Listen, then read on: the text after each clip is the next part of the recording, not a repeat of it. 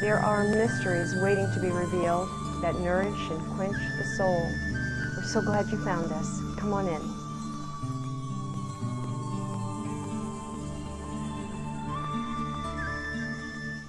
And the other interesting thing is I think the ancients probably had a more holistic view of the goddess than just the binary or just the biological being mother and crone.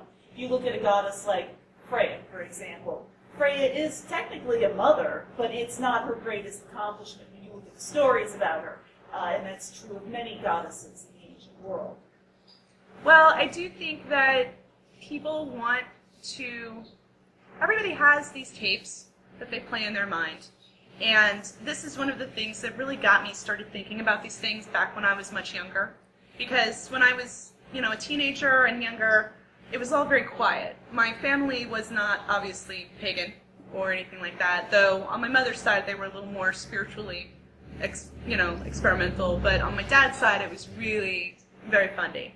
And so all of these kind of crazy thoughts and all of this interesting stuff I was reading had to be kept very much under wraps.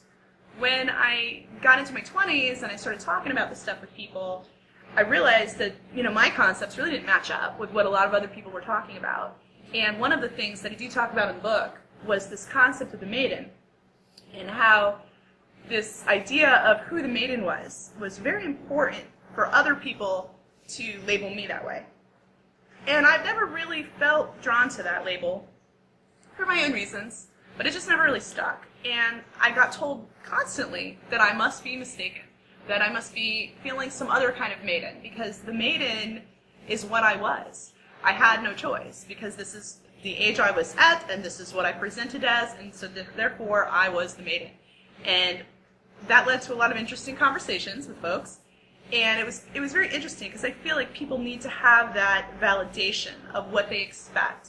People want to believe that there is this divine plan, and that we fit into it, and we're on this trajectory. And when they see someone that they feel gives them that validation, you have to play that part. It's assigned to you because of who you are, your age, your gender, your looks, whatever. And I definitely feel like that's one of the things that we get stuck in. And it's unfortunate, but it's common, because we all are products of the dominant paradigm. No matter how alternative we want to be, we still kind of do the same tapes over in the way that we discuss things with each other. So that was kind of one of the things that started me on this weird path of trying to figure out identity issues and where people connect with these ideas, with these kind of disconnects.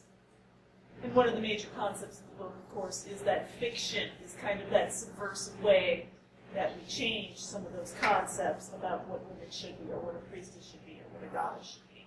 Definitely. Fiction, especially speculative fiction, science fiction and fantasy, these are one of the few forums that women have really dominated since the 1700s. And this is one of the few radical spaces that women can really indulge in all kinds of fantasies and being whoever they want to be behind the pen. And the thing that's really fascinating about fiction is that oftentimes it's very much disregarded by academia and people outside of the paradigm, because they kind of see it as wish fulfillment or fantasy, and it doesn't matter.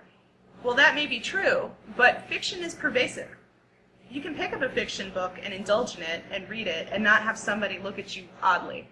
You pick up a nonfiction book or an esoteric treatise on the Kabbalah or sexual magic or something of that nature. I mean, they see the title and immediately someone looks at you or gives you the frog eye or makes a judgment about you. But if you pick up a fiction book, well, you're just reading a book. It doesn't matter.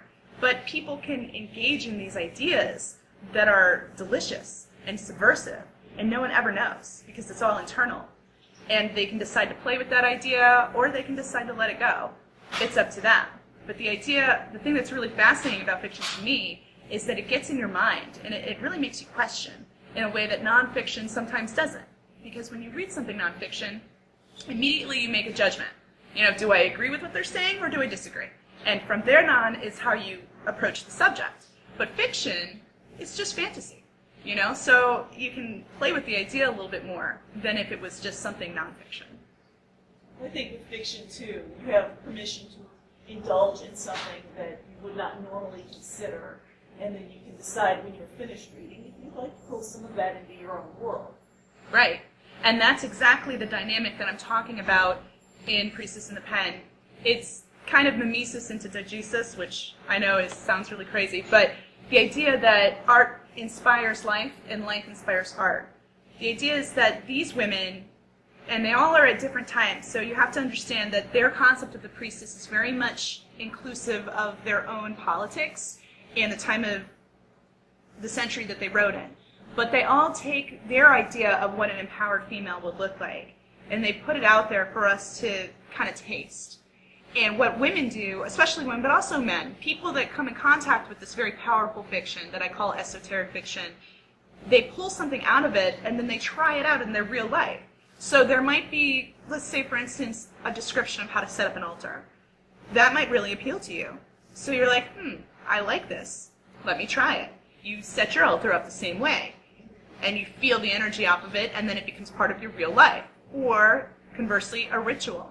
You might decide to recreate a ritual, specifically from Sea Priestess or something along those lines.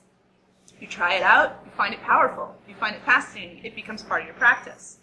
Or, you try it out, you don't like it, that's no big deal, but you like that God form. So you kind of incorporate that into what you do. You write it down, you create your own story, you pass it on to your friends. And so then it's like, again, reality going back into fiction, going back into the pot, where everybody kind of draws from. So I find it really fascinating, and I'm surprised no one wrote about it before, personally. There are mysteries waiting to be revealed that nourish and quench the soul. We're so glad you found us. Come on in.